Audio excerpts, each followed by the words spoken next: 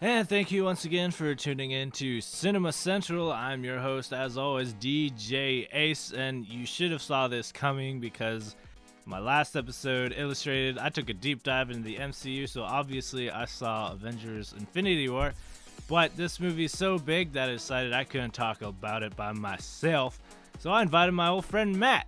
Hey. And that's Matt. I'm Matt. What's up, guys? Yeah, so he's here, and we're going to talk about Avengers Infinity War. Full disclosure, we are doing all the spoilers. Every spoiler imaginable, right? Correct. Okay, so if you have not seen this movie, then turn back now, come back later, and listen to our antics. It's almost been a week, so you should have seen it by now. Yeah, I'm just saying. I mean, it's the highest grossing opening weekend of all time, so either you did see it and you contributed, or you haven't seen it and you've been living under a rock. One of the two. Or both. You know, I don't know. Or both. Yeah. I guess you could live under a rock and still see it, but just be like, I don't know, just completely irrelevant, like just not paying attention in the theater and being like, oh, I missed everything. I need to go see it again. Don't spoil it. Like that's. Yeah, I actually already saw it twice. So I'm seeing it a second time on IMAX next week. week. Just like ridiculous that way. I'm probably gonna see it a third time, to be honest. Well, you should. It's. So yeah, Avengers Infinity War is obviously a big deal. Avengers 3 technically, and it was directed by the Russo brothers and is like the capstone of the MCU because it's like the 10-year anniversary since we started in 2008, and it was definitely worth the wait. Yeah, I just gotta really applaud these guys for really bringing in an entire, all-star cast of actors that all worked together really well. They acted as if they were on a team, not trying to outcompete each other. With acting, it's competitive, but they're all on the same page. We all need to make a great film, coherent movie. Is well balanced with proper story. With the action, of course, it's more action based, but we got some really good character interaction, which I think is what really made this movie special. Exactly. So let's talk about the opening. So the post-credit scene for Thor Ragnarok. They are on the Asgard refugee ship, and we see this much bigger ship appear. At the time, I think we were all 99.9% sure that it was Thanos' ship. And so this movie picks up right at that scene because it is Thanos' ship. Yeah, and you called it. You were like, before the movie started, you said it's gonna take place right at Thor's ship and Thanos' ship meeting, and utter destruction. So yeah, and we also were saying that the beginning of this film had to establish Thanos as a villain worth worrying about. Yeah, I'm not gonna say that anything on any news network like BBC didn't spoil Loki's death for me, but I did see some title, like a video title, and I was very upset where it said Tom Hiddleston, what it was like playing Loki. And this came out before the actual release of the film, and it's like, why did you? That's so. That's foreshadowing quite a bit there. I stayed off the socials till I saw this movie as soon as it premiered. I was so brave that I stayed on, and but I enjoyed it. Yeah, I still enjoy it. So yeah, a lot of things happen in this opening scene. We meet Thanos for the first time. We meet his children, the Black Order, for the first time. All very sinister people. And you just kind of feel sorry for the Asgardians because they went through all of that nonsense. Ragnarok, and then Thanos goes and kills half of them, including my favorite BA in the MCU, Heimdall. I know. So Idris Elba plays Heimdall, and he finally bit the bullet. Looking back through all these movies, like the one thing he always had going for him is he always had one incredibly BA moment. Yeah. And so he did it for me one more time. He did. And there's two really interesting connections here in this opening scene. Loki goes talking to Thanos. He's like, "We have a Hulk." Which is a direct quote of Tony Stark in the first Avengers. Yeah. And then the Hulk comes at Thanos, and you're like, "Oh yeah!" Yep. And then Thanos beats him into the ground without using the Power Stone. Yeah. And you're just like, "Oh shoot!" I love that everybody in this movie. I know I'm being general, but I'm still so used to being general about this movie because it's so. Such a massive accomplishment. But I love how I'll get right to the point. Loki, I'm glad that we get to see him develop. He's been in how many MCU movies now? Like 6? a lot. Yeah, I He's remember done a lot. 4, 5, 6. Yeah. We've seen him really grow as a character, not just as a villain, but also as Thor's brother, and like an anti-hero, and also a conflicted person who's trying to do what's best for him, but also trying to, at the end of the day, help Thor, and also kind of call back the Avengers. And it's kind of gave me chills. So yeah, he obviously stole the Tesseract from the vault before Asgard blew up, and so that's why Thanos was there to begin with. And Thor's like, you really are the worst. Yeah. And then, but then he saves Thor's life, and then he flips it around and he tries to kill Thanos, and then Thanos snaps his neck, which was kind of horrifying. Because before this, Loki was like the perennial like Marvel villain, and then Thanos comes in, and it's like, nope. Which I'm not like, from like a storytelling perspective, I think it was very smart. Of course, it was brutal, but I think this is the movie that I've been waiting for 6 years, because I've been like, what are the stakes here? No one's dying, nobody's getting really injured. We saw a little bit of that change with Civil War. People got really injured and paralyzed. Yeah. So this one really it showed how brutal Thanos is by killing the main villain of the MCU up until this point. So yeah, he beats the Hulk into there, and the Hulk kind of has his character development, which we'll get into further. But basically, the Hulk, he spent the last 2 years beating every person he's fought on Sakaar, and then he just gets beaten to the ground. And then Heimdall has his BA moment, and this is another vague connection to the first Avengers. And the first Avengers, Thor gets to Earth, and Loki mentions this line about using dark magic to get there because the Bifrost has been destroyed in the first Thor. So you see Heimdall saying, let me use the dark magic one more time, and that's how he channels the Hulk back to Earth. So that loose end all cleared up, which is awesome. And then Thanos blows up the ship and he leaves. See, what you just told me is it's like such a complex little thing. Part of the entire MCU. It's like, you don't, first viewing, or like a casual viewer like myself going into it the first time, I have not had the same like viewing experience as Aaron, who did the past 18 movies. Like, I have not had that experience yet. I want to, but I have not been able to catch those little things. And it was an undertaking.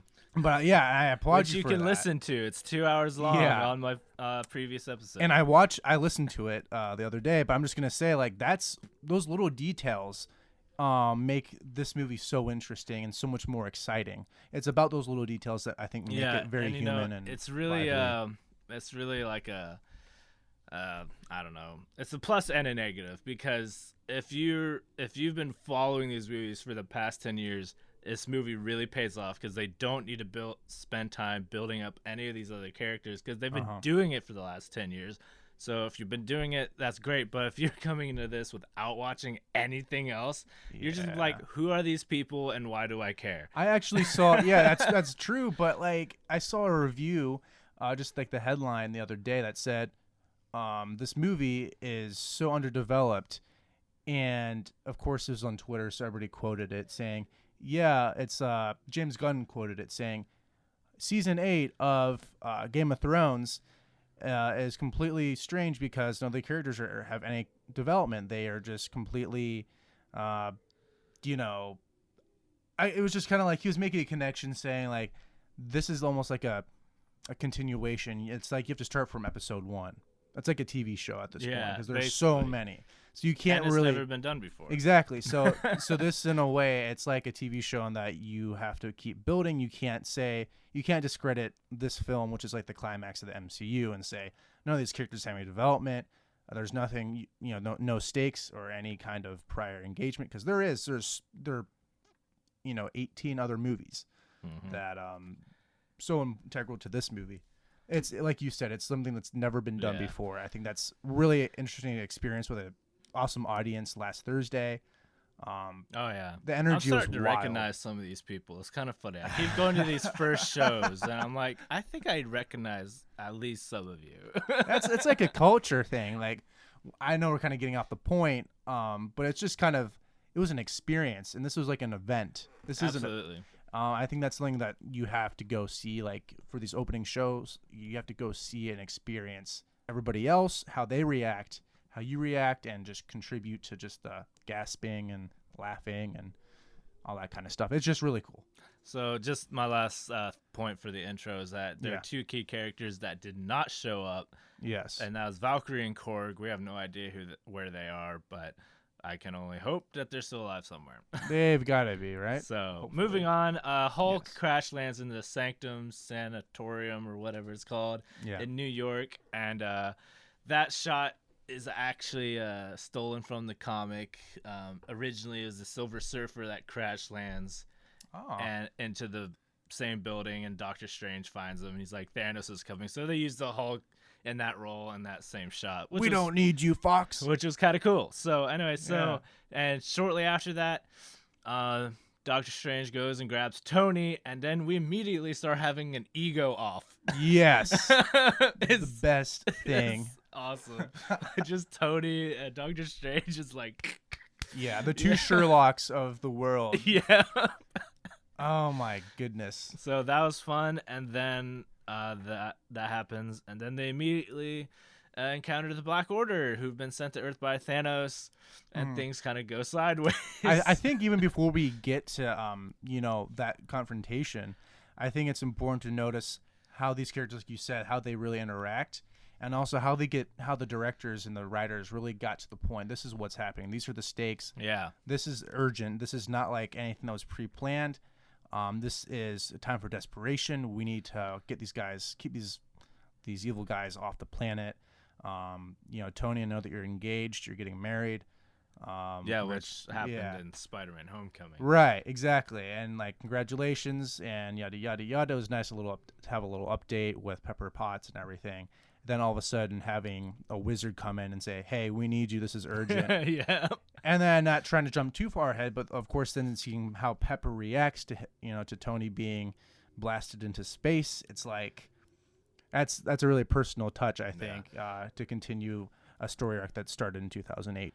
And then on top of everything, this is the first time in 2 years Banner's been back on Earth. Oh, yeah, And he's just scared out of his mind because he's the only one who actually comprehends what's going on. Yeah.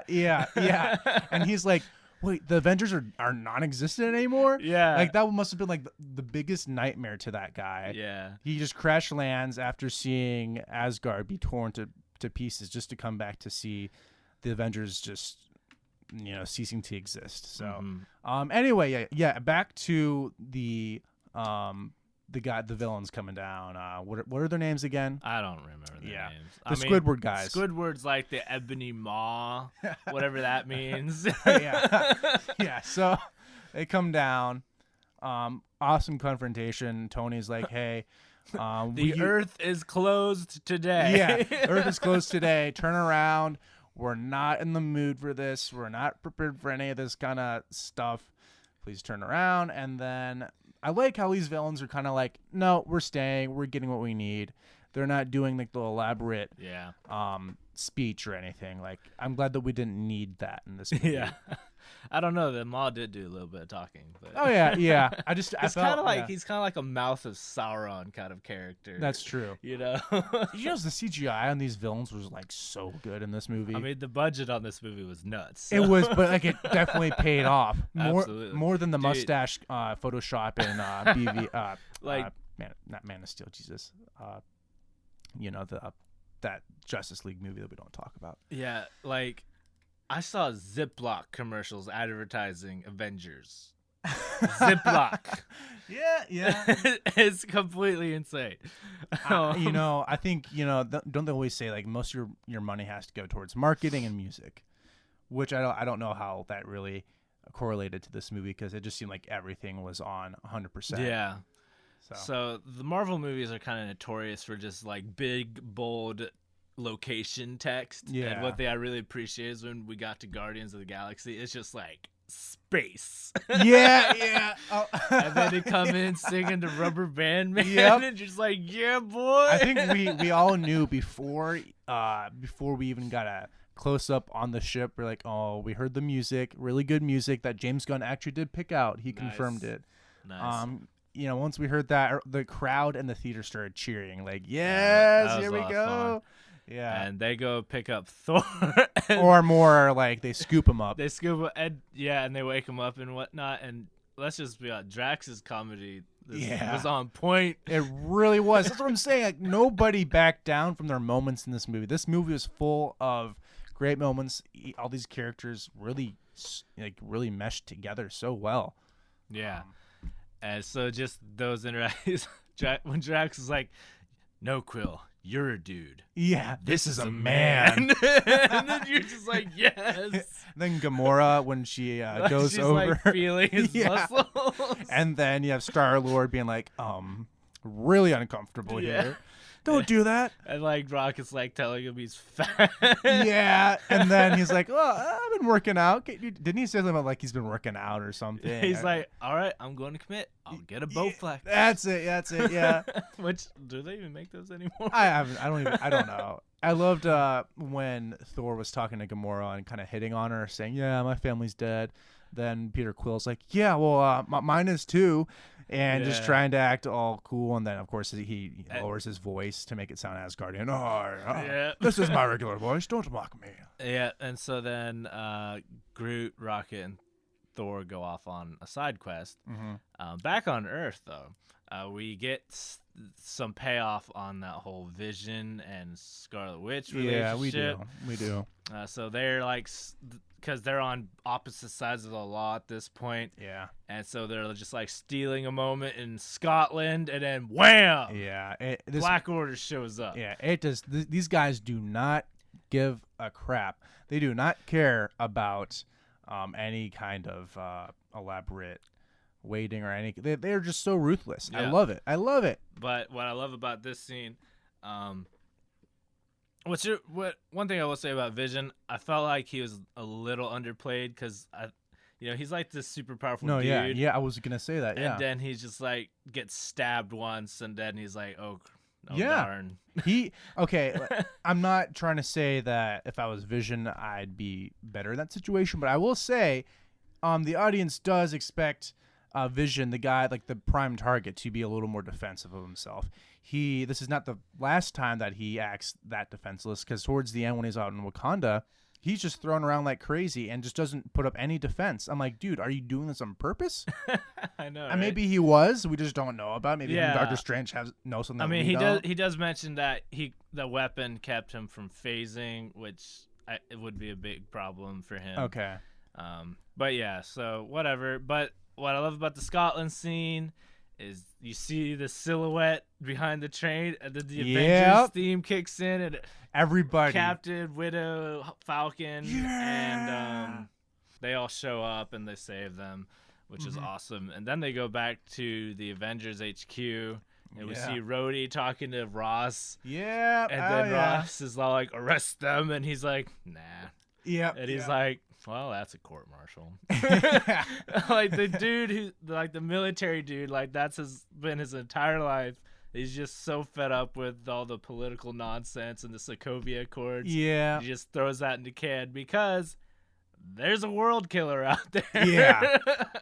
I think it makes you kind of think, makes you reflect on the Civil War and all these internal struggles you can have, and like saying, well, this is such a small incident. And yes, like there's a world killer out there. It's a little more important than disagreeing with some accords or something. It was just a good feel. It was a good feel moment. Yeah. And then one thing, I mean, this movie is almost 3 hours long, so you can't get to everything. One thing I felt they could have played off a little better is Banner and Widow seeing each other again. Yeah. They just kind of went, oh, hey, and that was it. Well, they definitely looked excited to see each other, but there was no time to expand. I'm sure that we'll get more in Avengers 4. Maybe. Hopefully. Yeah, we can hope. I mean, earlier, Spider-Man, Tony, and Doctor Strange get sucked up into space. And, the Iron Spider suit. The Iron Spider suit showed up, which was awesome. Which I really enjoyed. Me too. And the rest of the Guardians go after Thanos on Nowhere, where the Collector is. Was. That's when Thanos like just unleashes the reality stone, Yep. and it's interesting because he lets Gamora kill him, and then she starts crying, and you're just like, why is she crying? And it's really Yeah. just and it's just him testing her, and I think he's doing that on purpose because of something else that happens in the film. Yeah, and looking back, makes a lot of sense. Yeah, and Wow. then when he uses the Reality Stone on Drax and Menace, I thought they were dead. Me too. I was like, oh, that's it. I Oh. was like, oh no. But then you have to think about, but James Gunn's writing number 3, so probably not yeah. officially. But it was still shocking. no, yeah, I was like, And ooh, it was actually a throwback to the comic. He did that same thing to 2 other heroes in the comic book. So really? that was something else. They just like a little nugget. They put it in there. That's It was good. a little nugget. And so yeah, and then he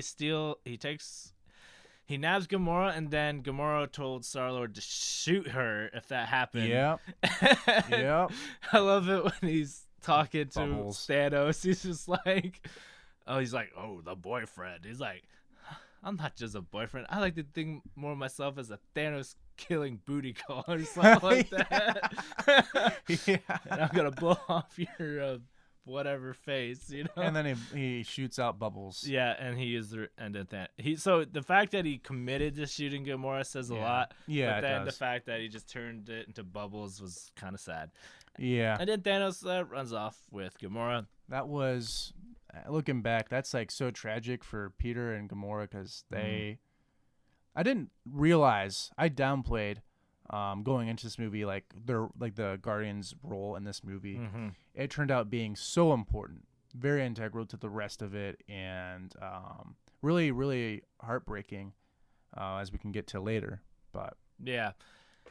And then, so yeah, it's safe to say we did see the Collector, but it was just a Reality Stone nonsense. So it's safe to say the Collector is more than likely dead. Yeah. This time for real. yeah, I mean, he didn't really do a lot anyway. So didn't really care about him. and then, yeah, so he steals Gamora because she knows where the Soul Stone is, which Correct. was the big question going in this film. Where's the Soul Stone?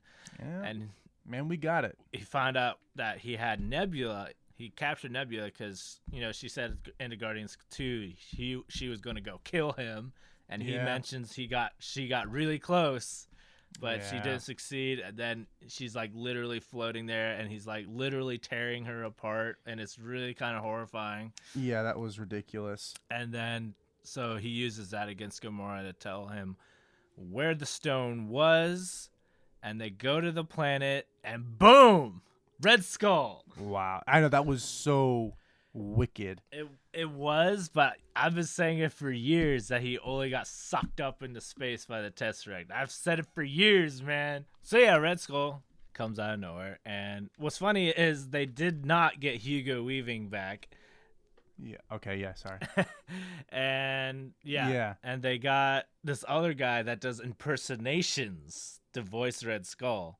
Really? Yeah, which is fun. But yeah, so Red Skull, he was just hanging out on that planet being like, I once sought the Infinity Stones and I can't get them anymore, but I can only guide people to this stone or something like that.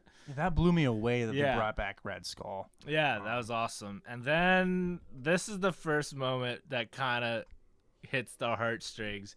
Because Yeah. it's the Soul Stone, and Red Skull is like, well, you gotta sacrifice the soul to get the Soul Stone. Yeah. And they're on this giant precipice, and Gamora's all like, ha ha ha, you don't love anybody, ha ha, sucker. Yeah. And then he turns around and he's crying, and you're Yeah. just like, oh no. I saw that coming. I'm like, okay, Gamora, you're dead. You're so to end it. You know, he throws her off the cliff, and you're just like, what? And I think something important is in some movies you don't see the person actually hitting the ground. This movie, they show you her dead. On the ground. On the ground, dead. Yeah. Bleeding out. I think that's important to show, like, this movie is going to be different. So yeah, that moment was like, shoot. Yeah. And he gets the Soul Stone after that. And then the rest of our heroes, so Tony and Spider-Man rescue Doctor Strange. Kind of, with yeah, yeah. With a pop culture reference. Oh, it was with Footloose, right? No, Alien. Oh, right. Oh, yeah. aliens. Oh, right. Because they mentioned Footloose later. They do that later. Yeah. They mentioned Alien first. You're right. With that's how they That- save. Yes. They suck them into space. It's Yep. really funny. Yep. Because Spider-Man keeps doing that. He's like, oh, that old movie. Yeah. Okay, I'm just gonna say really quick. I don't call those movies that old. I know, but he's supposed to be playing this teenager. But so. like, yeah, okay. But I'm only 22. You know, I did. All right, it's whatever. It's all right. He is only supposed to be like 16 in this, right? Exactly. Yeah. So it's just a funny moment. Tony's like, all right, no more pop culture references. Yeah. Yeah. And They can't then afford they it rescue anymore. Doctor Strange, and then they decide, wouldn't it be great if we just followed this thing to Titan to fight Thanos on his turf? Yeah, it makes total sense. It makes right? total sense. No, it doesn't. No, I was like, what are you guys doing? That's a terrible idea. They had no other options though. And so they go to Titan and they run into the Guardians. What's left of the Guardians of the Galaxy. So Drax, Mantis, Star-Lord. Yep. And they run into them and they have a little altercation because they don't know who each other are. Yeah, so they start fighting, and it's really funny to watch. and they're all at gunpoint. They're like, "No, I'll shoot if you shoot." He's blah, like, blah, blah. "Oh, if you shoot my guy, I'll shoot you, right?" Yeah. And then Drax is like, "I can take it." And Doctor Strange's like, "No, you can't." And then Star-Lord's like, you can't. and then Something Star-Lord's like, "Where's Gamora?" And he's like, "Okay." And Tony's like, Who's Who's Gamora? Gamora? And Doug's like, I'll do you one better. Why is Gamora? And it makes no sense. Oh my! See, Drax. I But love then they all Drax. realize they're on the same side, and it's all good. Yeah. And then Tony's like, all right, I'll make the plan. And then Star-Lord's all like, these guys winging it isn't really not winging. It's not what they do. Yeah, And it's yeah. just like really weird. Yeah, they're not about the whole plan idea, and eventually the Guardians went with it, and Yeah, it would have worked. It really would it have would have worked. worked, but then Star-Lord's emotions got in the way. Yeah, when they're pulling off the gauntlet, when Spider-Man and Tony were pulling it off, I think they had Drax pulling it off too, while Mantis was casting the spell subduing Thanos. She was like saying, "Oh, he's feeling sad," And Nebula showed up at that point too. yeah, and then Star-Lord's like, "What? Where's Gamora?" And then eventually And figures out. They put the points together. Yeah, and then he blows the whole thing. Yep. What's important to note is that during the planning process, Doctor Strange uses the Time Stone to see all the 14,600,000 possible futures. Yep. In which case, only one of them wins. I think that is an important detail for the next one. Totally, that's the one we're gonna see. It's kind of like we'll get to it later, but it's just like a losing the battle to win the war kind of a thing. Yeah. So yeah, that all goes sideways. The fight Very. is really cool. Like Thanos throws a moon on Iron Man, which Oh, was yeah. nuts. Yeah, that was scary. I did see a criticism that some people were like, "Well, what does the Soul Stone even do?" He never used it. Wrong. He used it twice. When Doctor Strange duplicated himself, he used it to reveal which one is the real Doctor Strange, because he shifted into his astral form for 2 seconds. Yeah. And then the second time, he turns a bunch of something into a lot of bats that attacked Iron Man, which was strange. Okay. So that's the only 2 times I did actually see him use the Soul Stone. But I mean, that's so important. It didn't Yeah. make him visibly more stronger. Yeah, too. that stronger, too. not more strong. Just stronger. And yeah, that was a crazy fight. And then probably I saw it twice. The one thing that remained consistent is that both times when Iron Man gets stabbed, the whole theater just goes Yeah, I even dead did. silence. Because Iron Man's one of those guys that you could die. He's been around long Yeah. enough. He's too expensive. Yada yada. He wants out. You see him get stabbed. His suit's getting all torn up. He has no helmet anymore. He's deflecting hits with his arms. Yeah. And you see so much bare skin. His suit's just not working anymore. And then stab, and I'm like, Yeah, that was so horrifying. And then, of course, that's when Doctor Strange trades the Time Stone for his life. Yeah. Which is the key point. Yep. For some reason, the only way they win is if Tony lives. Yeah. That is interesting. I think it makes it interesting because it's been 10 years since the first one, makes it kind of nostalgic. Yeah. So backtracking a little bit. Yes. All of our heroes on Earth, they go to Wakanda because it's the strongest location on the planet. Can we first just say, like, where was the military? I understand, like, some of these guys are kind of considered terrorists at this point, but I mean, they're not nearly as bad. Well, if you really want to know, back in 2012, when the first Avengers came out, basically the military wouldn't sign the contract to be in these films. Really? Yeah. That's basically it. That's so lame. Why? Why? I don't know. So I could say so much, but I will hold my tongue. So basically, yeah, they all go to the Wakanda, have a little powwow with Bucky and Black Panther, which is awesome, and Cap and Bucky get reunited, which is super awesome. Yeah. Back in space, though, we kind of lost track of Thor here. Yeah, we should Thor, Groot, and Rocket. They go to a place I cannot pronounce, but we've heard of it over and over when talking about Mjolnir, Thor's hammer. This is the place where it was forged, the heart of a dying star. It's a real thing. Yep. And just getting to see that is really cool. And basically, it's just like this kind of space station-y thing. It's just basically a giant space forge. And it's run by these dwarves. And they go there and they find out that Thanos was there and he made the dwarves build him the Infinity Gauntlet, which makes a whole lot of sense. Yeah. Then he killed all of them but one, played by Peter Dinklage. And Yeah. when I say dwarves, I mean they're dwarvish, but they're actually giants, which is kind of funny. Yeah, yeah. I think it's important to realize that the only reason that Thor and Rocket go there is to make a new hammer. Yeah. Or a new weapon for Thor. Exactly. He's like, if I get my new weapon, I'll be able to defeat Thanos. Yeah. Which, I mean, yeah, okay, anyway, yeah. And so they go there and they meet him, and then they're like, yeah, we got to get the forge working again. And Groot has an interesting arc just because he's Teen Groot right now, and all he's doing is playing that little Game Boy or whatever. He's even playing it when he walks in the facility. He's just walking around like dead bodies and whatnot. I don't know if there are any. I don't remember. I don't know. There's a lot of destruction. Yeah. He's walking through it like nothing. And so the dwarf is like, where was Asgard? And he's like, well, Asgard got blowed up, so that's what's up. Yeah. Which is probably the reason why Thanos is even able to go there to make the gauntlet in the first place, because all that happened. It all connects. Yeah. And so yeah, basically Thor has to really run the gauntlet for this one because he has to open the valve to heat the metal for the star to heat the metal, and he just takes that all on, and it's nuts. Boy, when he got his new axe hammer. Axe hammer. It's called Stormbreaker, which Stormbreaker. in the comics, here we go, a little nugget. Yeah. It's the weapon they give this like horse alien Beta Ray Bill in the comics. Yeah. So, but I doubt they'll go that far.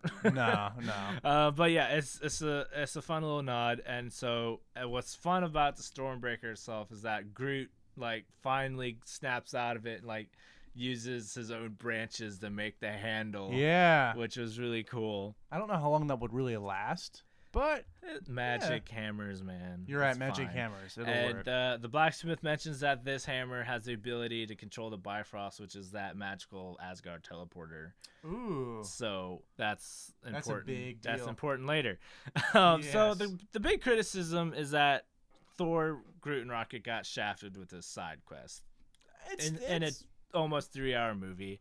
And my only pushback on that would be, it pays off really well. Okay. Anybody who's saying that, I'm sorry, you're exactly right. It does pay off so well. And let me tell you. The other thing I was going to say is that in the movie of such high intensity as this, it's kind of nice to just take a step back for a minute and have a breather. And that's actually very strategic. You're not supposed, like, if it was just like bam, bam, bam, the audience would be a little too exhausted, a little too kind of overwhelmed. I think it's good to show this kind of, not as intense side story because it's still important. I mean, it's nice. It's rewarding when you get to see the payoff at the end. It's like, oh my gosh, you went through all that, that boring side mission to get this awesome weapon that he is, completely controlling the situation on Earth with. So it's also important to note that Rocket gives Thor a new eye.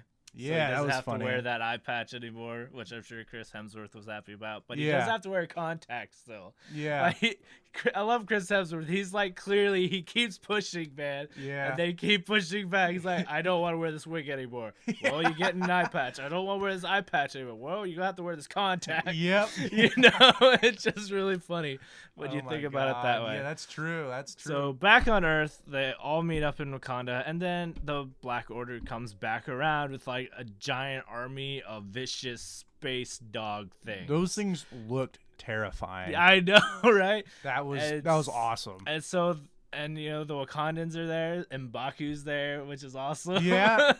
And Okoye's there, and Shuri's there, and it's all good stuff.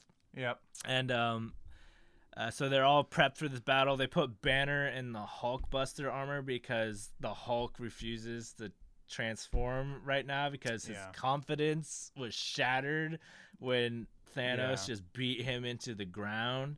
So that's the interesting arc for him, which am really enjoying right now. I'm starting to see that Banner and Hulk are one. I think in past films you kind of see them separate. Yeah. Now they're starting to become one. Exactly. And I think that was the conflict in Thor Ragnarok because Banner was scared that if he transformed one more time, he wouldn't be able to change back. Which clearly he was able to. Yeah, but now it's like he's repressing his other form, and when he's saying to himself, "No, I don't want to change," that's like him. I refuse to believe that there's like two brains in there.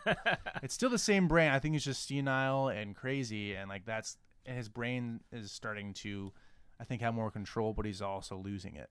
Only major critique I have, and this is saying something because out of this whole film, I only have one critique. Okay. Is that the graphics for putting Banner in the Hulkbuster look terribly unfinished. Like the CGI for the Hulkbuster? Not the Hulkbuster itself, but like when the helmet was opened, it was just like his head was floating in this weird void. It looked really? bad. It looked bad. I gotta watch it again. Yeah, just there's only 2 scenes where his helmet's open. Just look for him, and it's weird. I'll tell you that. So the big battle happens, and they're like, okay, they're gonna flank us, so what do we do about it? Because they had this impenetrable shield. They're just like, let's just open the shield. It'll be fine. well, they said that so that the aliens wouldn't surround. Yeah. Wakanda. So, and what is even happening here is that they're trying to extract the Mind Stone while also saving Vision. Yeah. That's what Shuri's up to back in Wakanda, and so that does not end well. So this massive battle happens, and it's awesome to see Captain America and Black Panther fighting next to each other, and all these other characters, Black Widow and Okoye, get along. Yeah. And so Scarlet Witch is just there to guard Vision, but then things get really crazy, and so she has to step in, and then this other guy, one of the Black Order, sneaks in the back, and he attacks Vision before Shuri can pull the Mind Stone out. And things just really go downhill from here. Yeah, it's just a massive battle. It's chaos everywhere. It honestly went down when Doctor Strange gave up his his time stone. Back on Titan, Doctor Strange gave the time stone to Thanos, and then Thanos leaves. Yeah, I think that was the moment where that was it. That was it, absolutely. Yeah. And so back on Earth, they're all trying to save Vision. And then Vision finally tells Scarlet Witch just to blow it up. To use her powers, blow up the Mind Stone, and that way Thanos doesn't win. Because you love me, you will do this. Parallel to Gamora and Star-Lord. Exactly. Whether it works, we'll get to it. And then Thanos shows up, and he has 5 of 6 stones at this point, and you're just like, oh, darn. Like, I love this. One thing I love about this movie is the audio, because just the use of like silence in this film, especially towards the end, gets so prevalent. So like when Thanos appears, it's just like quiet and it's horrifying. God, you're right. I'm getting chills. And then at this point, all the Black Order are dead. They killed all of them. Oh jeez. And then Thanos shows up, and he's got the stones, and he just killed his favorite daughter or whatever. He's and he he's just a bad man. beat the Guardians Doctor Strange and Tony and Spider-Man, and they don't even know about that. Yeah, they're oblivious to what they're doing. They never even question where's Tony Stark. They never questioned anything. Yeah. Well, I mean, Vision and Scarlet do see the missing. They see the news about Tony Stark missing. They know Tony's missing, and then they all kind of just like take their shot at Thanos, and he just it's so desperate. He just like tosses them aside, basically. I just remember seeing Black Panther being flung like nothing. Yeah, he nails Falcon. He nails War Machine. Captain America. The Captain America was awesome though. It was. He was screaming like, ah! And then he just punches him, and you're like, oh dear, is he gonna? I really thought he might have bought it there. Yeah, but he didn't. Of course not. And then let's just talk about how powerful Scarlet Witch really is, because she's like blasting the Time Stone and holding Thanos back at the same time, and then she blows it up. Yeah. Vision dies, and then he's all like, well, I respect what you did there, but reverse. Yeah. and then Vision comes back, and he's like, whoa. And then he just rips it from his head. So Vision gets the short straw for dying twice in this film. He dies twice, brutally twice. Brutally. And then just he sees things, and then black. And we kept saying we were going to talk about it, and then we forgot it. Thor showed up during the battle. He brought Groot and Rocket with him. My gosh. He uses the Bifrost thing, and he shows up. Yes. And Banner's like, you guys are so screwed. And then he's just like, bring me Thanos. Yeah. And I really wanted Immigrant Song to come back on. Oh my god. I wanted it so bad, but they didn't do it. And then he's just like, boom. He's just slaying everything. He was like not holding back. He was mad. He came back. He was hungry. He wanted Thanos' blood. He's like, it's time, bring it, and then he just swipes through everybody. So, and speaking of blood, it's good to point out that back on Titan, Tony did make him bleed, and he's like, all that effort for a drop of blood. Oh yeah, and then he stabs him. But yeah. So that was really cool, and so Thor did show back up, so right after he gets the 6th stone. And then, boom! Yeah. Giant axe hammer in the chest. And you're just like, yes! And then Thanos is like, if you wanted to kill me, you should have aimed for my head. And then snap! And then everything, the white screen, and you're just like, oh no. And then Thor's like, what have you done? And then he just leaves. And he uses the space stone and he runs away. And you're just like, oh no, what is going to happen during the next 5 minutes? It's just horrifying. It is pure and simple. It is horrifying to watch. I'm getting chills, my friend. It is absolute, because the first person that goes is Bucky. Oh yeah. Like, Captain America and Bucky have this awesome relationship. They've gone through so much together over 100 years, basically. Yeah. And then he's like, Cap, what's going on? And then boom, he just disappears. Yep. Turns to ash. And then Captain America like kneels down and like touches the ground where his friend once stood. And you're just like, oh. And then you think that's not and it. It doesn't stop there. It keeps going. Back on Titan, Drax, Mantis, Doctor Strange, Star-Lord, and Spider-Man. And Spider-Man. If you weren't crying already, you will as Spider-Man, because Tom Holland like gets an A+ for acting. I teared up. I was scared. I cried the second time. Because I've been, you know how I have been like in our reviews in the past, like there's no stakes, blah. I'm always crying about that, right? Well, the stakes were half the universe. Yeah, and then when I actually see this movie, I'm scared, and like I'm scared because Tom Holland pulled it off so well. Yeah. He was like, Tony, I don't want to die like this. It hurts so bad, and he's like holding on to Tony, and Tony's like, I don't know what to do. And then he turns to ash. Yeah, that was heartbreaking. That was earlier in the film, right before Thanos goes to Earth. Star-Lord just like goes crazy shooting at him, and then he escapes, and then Star-Lord's just like, did we just lose? And he's like, yeah, you did, buddy, because you just turned to ash. Yep. Back on Earth, Scarlet Witch goes, Falcon goes, Black Black Panther goes, and Groot goes. Groot Yep. also is tough because Rocket's like there, right there. Yep. He's like Groot, and he's like, I'm Groot. Yep. Goodbye. And you're just like, oh my, I cannot handle this film right now. Yeah, so we're left with the original Avengers and Rocket And War Machine. and Nebula. And Nebula. So yeah, let's just discuss that for a bit. Tony Stark and Nebula are stuck on another planet by themselves. So I'm convinced. We'll get to that.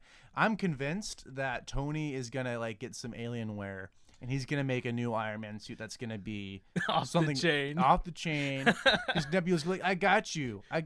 We're gonna go kill my dad. I got Yeah. you. And then they go. I just see it happening. It's gonna be extraordinary. I just don't know how if they're gonna come back to Earth. Yeah, for real. But I know that's more for speculation. But anyway, back to like the review part. Yeah, like they are stranded there. They're stranded on this planet. And back on Earth, War Machine asks Cap, he's like, Cap, what is this? And then his only response is, oh God. Yeah. And you're just like, shoot. Yeah. And this whole sequence is completely silent. Like, Yeah. No music, no nothing. It's just the talking, and it's just like completely horrifying to watch. Yeah. And then we get do we have one or two? Okay. Before we get to that, yeah. And then at the very end, you just see Thanos sitting down, smiling. He smiles at the end of this movie. He has his field. I'm pretty sure in the comic books he has a farm. Yeah. So he's smiling, looking out the horizon. They pulled that shot from the comics as well. Yeah, and then then it cuts to black, right? Yeah, and that's it. And then that's it. And it's like silent credit roll, and then like the Infinity War title like smokes away. Yeah. And then it goes into the rest of the credits, and which then we'll talk about. Yeah. I guess we could talk about right now. I think we should just talk about it. Post-credit scene, we see Nick Fury and Agent Hill in the car together, and they're talking, and it's really easy to miss because at this point the whole audience is shocked. Yeah. But it's easy. I caught it better the second time.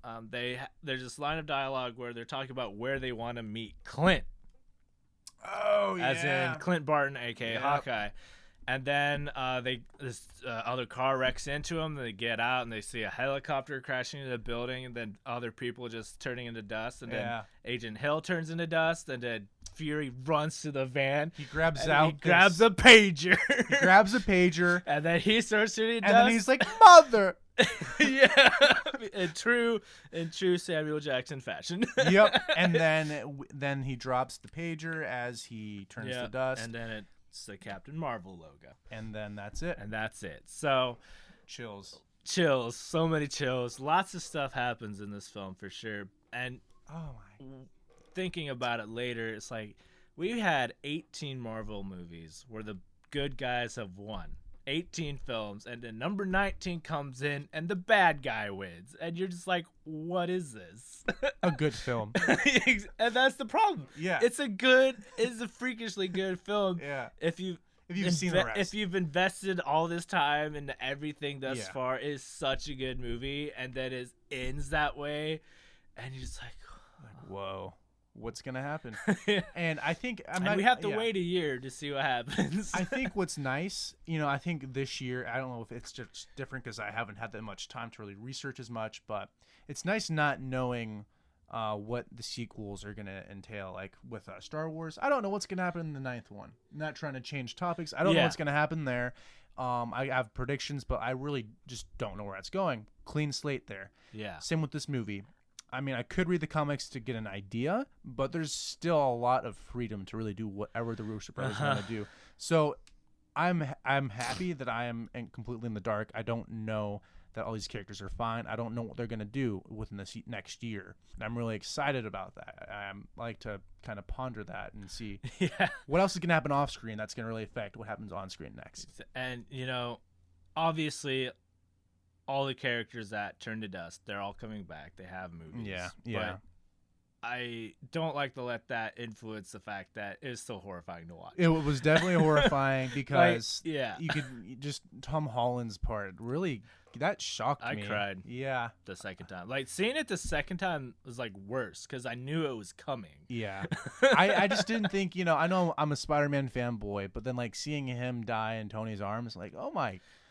Yeah, It's it was kind of nuts. it messed with me, man. It did- I it thought does. Star Lord and Gamora were gonna do it for me, but that's Yeah, I the know, one. right? Like, yeah. And so here's the thing, though. Yeah, Just from looking at a bunch of stuff online, yeah.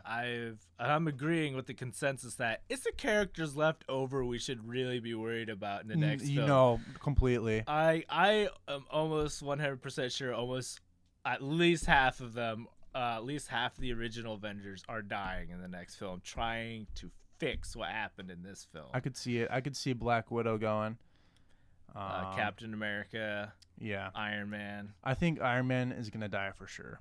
Probably it's interesting they left War Machine. I mean, he's been there since the beginning, but he wasn't really part of the original Avengers. He might be one of those guys that stays around to tell the story for later. Yeah, I mean, I like completely True, honest. He true. might be able to kind of take over from wherever Iron Man leaves off. I mean, from wherever Tony Stark leaves off. So Potentially, this is all speculation Absolutely. now. It's so exciting. the last thing I really wanted to talk about though was the villain Thanos. Yeah, So historically, the MCU has had a villain problem up until like the last like 3 or 4 films. 'Cause, yeah. You know, Killmonger was great, Vulture was great, Hela was great. I also love Zemo as well. They took some good criticism, I think, And Loki, they've too. done a good job So correcting some issues. and then they just bust out with Thanos, which we know nothing. Which until this film we knew really nothing about, other than he was this huge, vague villain out in the universe, influencing everything that's been happening. And then boom, he shows up, and this is very much a Thanos-driven movie.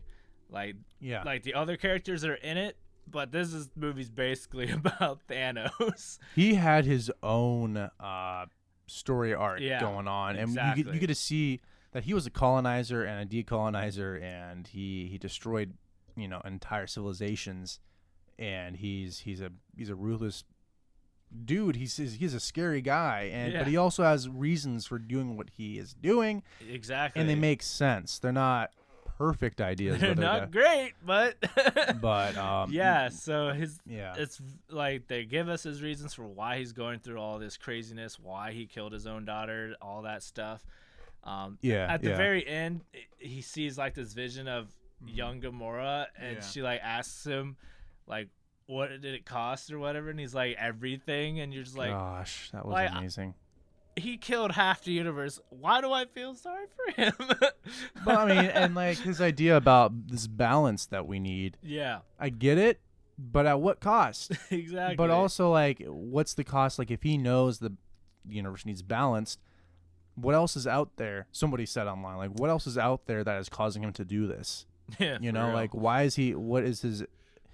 Who else is out there like telling him these things that the universe needs to be balanced? There's some speculation that there's another big baddie for the next one. It's not going to be Well, Thanos. it says Thanos will return, so whatever that means. Oh, of course, Thanos will return in some form. I Yeah. know he'll be there, but I also think that we could get somebody else. And let's just talk about the man behind the CGI mask, Josh Brolin. Great job, dude. Yeah, for real. For real. He's taken over Marvel This the past is like his year and a half. This is like Josh Brolin's year. It is. Like, He does came in Thanos, here. He does Cable in a few Yeah. weeks, and he's also in the Sicario sequel coming out this summer. Really? Yeah. So Okay. this is the Josh Brolin year. Good for that guy. He's a great actor. So Year of the Brolin. Year of the Brawling. Yeah. Change his last name to the actual Brawlin. Brawl. So yeah, definitely a ruthless villain, and honestly, probably my favorite one in the MCU. Yeah, I agree. Like, all that build up paid off. Yeah, he's entertaining to watch. I feel not like I'm not rooting for him, but I like seeing him give these characters a hard time because I like seeing them actually struggle. I think it's something we don't, like you said, we don't get to see a lot of. Yeah, it's usually like a one and done. This is a long. It's a 2-part. This is yeah. the phrase I've been hearing around the internet is this is the Lord of the Rings of the MCU. It is without a part 3. Yeah, without a part. Well, three, I guess for you could say that sure. Avengers 1 and 2, and then is one movie, and this could be. Yeah. So yeah, the slate for the MCU is pretty light for the next year. Ant-Man and the Wasp comes out this summer, and I saw the Yep. new trailer. Me too. And Me too. It's really interesting. We're not going to talk about it, but it's interesting. All I want to say about it, I won't talk about the trailer. All I just want to say is I'm more interested now in what Ant-Man and the Wasp are up to, especially now that I think we're getting the idea this takes place after I'm not entirely Infinity sure War. if it's after. I'm not Okay. completely sold on that. Yeah, I'm yet. not sure either, but I know that during some advertising on Twitter, they took the cast of Infinity War and asked them all the same question: Where is I Ant-Man? did see that. That makes was funny. and that makes me question, what is Ant-Man doing? Is it going to actually have any importance to the rest of it? We know for sure that Hawkeye is going to be a big deal going forward here. Yeah. Since you brought up Hawkeye, Yeah. my prediction for the opening of Avengers 4 is his entire family turning to dust. No, I don't know. I think if anybody's gonna die, like turn to dust, it'd have to be him. But I feel like they're gonna, honestly, like if we're going to go like predictions, and that's fine. You can have I respect your idea. I respect. I just feel like it'd just be a nice punch to the gut, reminding us how the last one ended. And that'd bring Hawkeye back in a big way. That would be true. Yeah. Okay, I get that. I think that he's more on a track to figure out something else that we don't know yet, because he's talking to Nick Fury again. He's on some secret mission, so Hawkeye's doing something important. I want to know what he's doing. Yeah. There was one important bit of dialogue we kind of glazed over, which was they do mention where Hawkeye and Ant-Man were. They said they took a deal with the government and were under house arrest. So that's it. But then at the very end, though, when Nick Fury mentions where are we going to meet up with Hawkeye, that makes me wonder, like, okay, what are they talking about? There's got to be something going on. So it makes me wonder, are we going to, start the next one off with Captain Marvel and Hawkeye? I think that make the most sense with one of those two characters, considering. Yeah, because the next movie after Ant-Man and the Wasp is Captain Marvel, coming out in March, which is going to be an origin story for that character. It takes place in the 90s. Phil Coulson's coming back, which is cool. Yeah. So it'll be interesting to see that film and what they do with it, and answering the big question, where has Captain Marvel been this entire time? I think it's also cool, like, this is the point in the big MCU story where it's like, you have to go back in time to learn some things. So, like, we're going to learn a little bit more about Captain Marvel and her backstory and where that pager came from. Yeah, exactly. All right. And so, like, she's the one to save the universe, and take care of things, but, like, how? And it's kind of like, have you ever heard of, I know I'm talking about Star Wars, but you know that the Machete Order? No. It's where you watch episode 4, 5, and then you go back and watch 1, 2, and 3, and then end on 6. It's before Force Awakens. And it's kind of like to, like, now you know the mystery, but now you get to know why with the prequels, and then go back to episode 6 and get that redemption. Okay. Yeah. So it'd be kind of cool to see, are we going to learn anything new by going back in time? I know it's not really a prequel, but it would just be kind of cool to definitely step back from the current state of the MCU and go back to the 90s, I guess. Yeah. So, I'm excited. I'm more excited for Captain Marvel now. now. This next year is going to be interesting, and yeah, I hope I don't die. Yeah, me too. I'm also I'm going to try to avoid any kind of spoilers for the new Spider-Man movie, because they're going to start shooting this summer. So I don't know how they're going to go about spoiling or avoiding spoilers for Avengers 4. I don't know, man. They did a great job keeping this one under lock and key. And Kevin Feige even said that the next Spider-Man takes place right after Avengers 4. So he really doesn't care about that. Like, he's basically confirmed, like, he comes back. He doesn't really seem to care. So that is obviously not a spoiler for anybody. So I'm interested to see, like, what are the spoilers that we don't know. Of course, I'm just speculating now. I need to see this movie again to really kind of dissect it. I'm probably going to see it again. Yeah. That'll be 3 times, but I'll probably do it. I need to see this movie in IMAX. Maybe IMAX 3D, but I just know IMAX for sure. Mm-hmm. All right. Well, I think that about wraps it up. Thanks for coming on here with me, Matt. Dude, my pleasure. Anytime.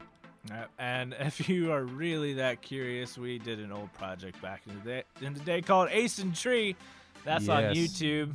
there's some good giggles in there. There are. We did that for what, 2 years? Yeah, About 2 years. something like that. And it was nice to see how we really kind of made the show over time and how it actually got pretty decent by the end. We were like, we were really crisp there. I was like, all right, look at that. So there it is. Yeah. So yeah, this is Sim Central. I'm DJ Ace. Make sure you hit that subscribe button, and you can look me up on Facebook. It's the / DJ ACC. I'm pretty sure that's the address to the page, which you should follow because that's where I post all these things first. So that being said, be nice to each other. Don't spoil this movie, and have a good week. Booyah!